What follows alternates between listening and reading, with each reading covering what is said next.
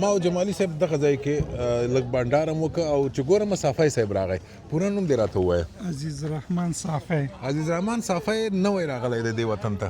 نو څومره وخت کېږي چې راغلی؟ تقریبا 15 میاشتې شوې چې دې ملک ته راغلی. 15 میاشتې دا رښتیا هم نوی. څنګه درته معلوم شو دا وطن څنګه د ایټالیا؟ والا د مجبوریت دلته نو یاست ښه دی بد نه دی. نو تا ویل چې مجبوریت ته څنګه اوس خو وطن کې حالت هر څه شي خپل وطن خپل وطن وي که نه. نو خو ته له خپل وطن نه راتښتېدلی بیا وایې چې خپل وطن. خو بعضې کېدای شي بعضې مشکلاتونه یې هلته نه غواړې چې ویې وایې؟ نه هغې نه به هغه بدي خو دې نه ده کړې هلته؟ نه هغه پیسې دې چې راتللې پیسې دې قرض کړې که خپلې دې وې؟ والا دا پیسې څه خپل یو څه قرض څومره به لګېدلي تر دې ځایه په راتګ کې؟ دې ځای پورې تقریبا 8000 یورو شاوخوا مصرف. 8000 یورو.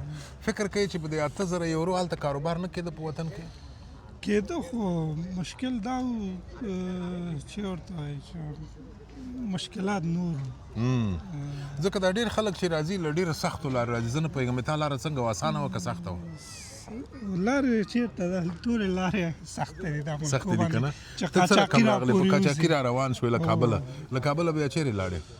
پاکستان و ایران و ترکیه و داسې بیا پسې یونان و ملکو باندې سربیا و دې ځایو باندې داسې راغللې. بیا یو 2 کاله فرانسه کې و غوښتم چې انګلیس ته لاړ شو. هغه هم لاره مشکله وه پورې وتلی ونه شلو. 2 کاله هلته انتظار پاتې شو. بیا هغې ځای نه دغه یو 15 میاشتې کېږي دلته راغلي.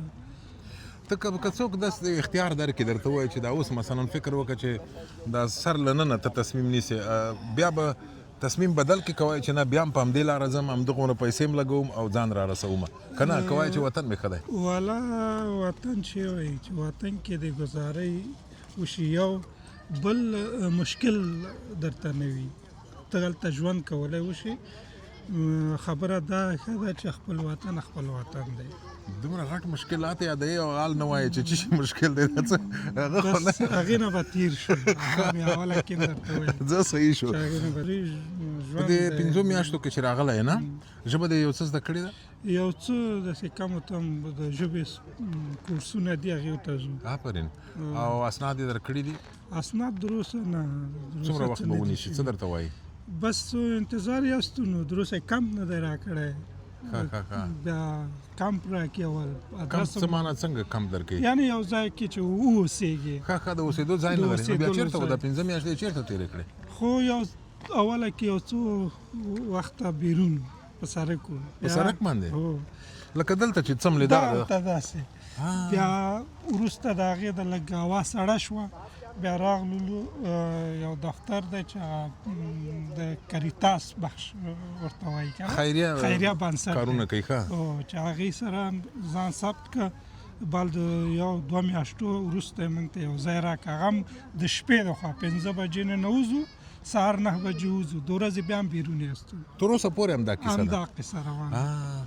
نو بیا د هغه شرایط څنګه دي مثلا سر ځان مینځل او شاور او حمام او دا دا هماغه چې د شپې ځي هلته دغره امکانات لري. بیا او کالي بیا څنګه کوئ؟ څوک یې درته اخلي پیسې له کومه کوئ؟ کالي پیسې میسې نو بس معنا دا شوله چې تر رسما دلته د دې حکومت سره راجستر نه یې تر اوسه نوم دې نه دی لیکل شوی. چې نوم دې نه دی لیکل شوی خو نه به ډاکټر لرې نه به کالي درته څوک پیسې درکوي نه به ډوډۍ پیسې درکوي. هغسې خو ځان راجستر کړی دی او بس امکانات دلته دغه دولت خپله د امکانات نه درکوي. نو تا ته څه درکوي ووایه مثلا څومره پیسې درکوي کالي درکوي که نه ډوډۍ درکوي ځای درکوي څه درکوي؟ هېڅ هېڅ صرف همدغره ځای پناهندګي غواړي. نور دا شی نشته چې ته مثلا ځای درکوي او پیسه درکوي نغده کومک وکړي اولیه کومکونه چې نور ملکونه کوي که نه. لکه مخکې فرانسه کې زه ومه کمپ کې یو 200 روپۍ راکولې مثلا کمپ ځای د اوسېدلو دا امکانات درته وو. نو پښیمان نه یې چې کاشکې هماغلته پاتې شوی و فرانسه کې؟ والا خو د اسنادو مشکلاتونه وو چې زه خو چې ستا ژوند ګورم ډېر سرګردان دی. اول افغانستان کې چې پاتې وای خوند به یې کړی وای. هلته چې ګزارش وي یا بیا فرانسه ښه وه درته؟ دلته چې راغلی دغه دی اوس دلته سرګردانې دې سړي ډېر وخت تېر کړی دی د کډوالو سره هم کار کوي ولې دا خلک دومره ځوروي ستاسو انډیوالان نه پوهېږو نو اوس یې خپله تڼۍ صاحب دا د مهاجرینو دغه پروسه چې کومه وه دا اوږده او ځنډنۍ پروسه ده دا صرف د افغانانو دپاره نه ده د ټولو مهاجرینو نړیوالو مهاجرینو دپاره په ایټالیا کې دغه پروسس یا د مهاجرت هغه تګلاره چې اختیار شوې ده هغه په همدې شکل روانه ده. نو دوی دلیل څه دی دا سړی نه ډوډۍ شته نه کالي شته نه کور شته هېڅ شی نشته څه وکړي؟ دا یو خو دا دی چې دا اولنی مملکت دی د مهاجرت دپاره اولنی قدم یا د کور اولنۍ څه خبره کوټه ده د دې د لارې یا د دې پروسې د لارې یا د دې مملکت د سرزمین د لارې دا خلک د دې خاورې د لارې به نورو مملکتونو ته ځي لکه فرانس او جرمني شو هالند شو نروې شوه ډنمارک شو لندن شو. او ارمان خو لندن دی د ټولو ارمان خو لندن دی خو مسله دا ده چې په دې مملکت کې دا د اولنۍ دروازې حیثیت لري په دې خاطر باندې هغسې فنډینګ او هغسې عمیق دغه نه لري چې دا ټولو خلکو ته هغسې دغه ورکړي سهولتونه ورکړي. نو د اروپایي ټولنه بیا دوی سره مرسته نه کوي؟ اروپایي ټولنه دې خلکو سره مرسته کوي خو دا خلک چې دي د هغو نه مرسته بېرته د مهاجرو سره نه کوي لکه څومره چې وړتیا ولري یا د مهاجر دپاره ځکه چې تقریبا نړیوالې ټولنه د دې خلکو سره کومک او همکاري کوي خو دلته د ورځې په شکل باندې تقریبا د 1000 نه زیات کسان د مهاجرت په شکل باندې راننوځي د مهاجر په شکل باندې یعنې نورو مملکتونو ته چې وګورئ په مناسبت باندې دلته مهاجر زیات دي ځکه هغومره رسیدګي دې خلکو ته نشي کولی. نو یو وخت کې خو چې زما معلوماتو ما چې خبرې کولې د کډوالو سره او د کډوالو قوانین هم دا و چې په هر اروپایي هیواد کې چې ته اول راننوځې همالته به پاتې کېږې زموږ خواته به نه راځې لندن ورته ویلې فرانسې ورته ویلې اوس څنګه ده کیسه؟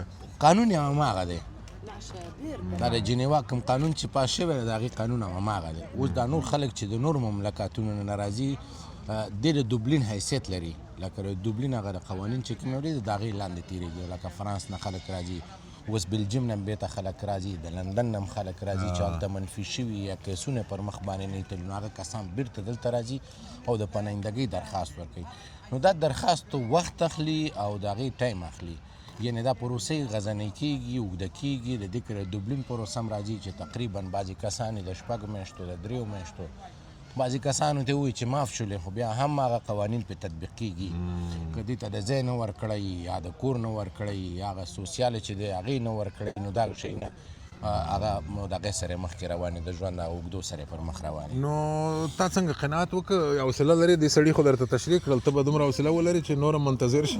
والا چې مجبور اوسېږي نو مجبوره دا خبرې به یو شی بل زما چې یادېږي دا څو کاله مخکې یوه بله کیسه وه ته راته وایې چې اوس هم داسې ده که نه په دې لاره کې به چې راتللی یو قاچاقبر به و او دا قاچاقبر چې و دا پروفیسر و صاحب دا جامع الکمالات و تا ته به یې ویلې چې نوم دې بدل ورکړه سینوسال د خپل مه ورته وایه که چېرته ورور لرې نه پوهېږم بل څوک تره لرې پلار دې دلته هغه هم مه ورته ښیه دا کیسې اوس هم شته دا اشتباه ده دا اشتباه ده چې داسې څوک د قاچاقبر په خبرو غولېږي. اول خو قاچاقبر هغې پیسو ته خپل ناست دي غلی پیسو نو هغه کوم خبرې چې کېږي هغه اشتباه ده باید دلته ووایي ډېر کومک کوي چې مثلا خپل لرمه فامیل لرمه فامیل غړي دي په کوم ملک کې دي دا باید ورته ووایي ستا ته دلته سهولت نو ډېره مننه دغه ځوان چې دی دی منصور نومېږي او عکاسي کوي او دی هم نوی راغلی دی خو دی کرکټ او سبق دواړو ته یې زور ورکړی دی په دواړو کې د کامیاب غواړو. امین. خدای په امان. خدای په امان.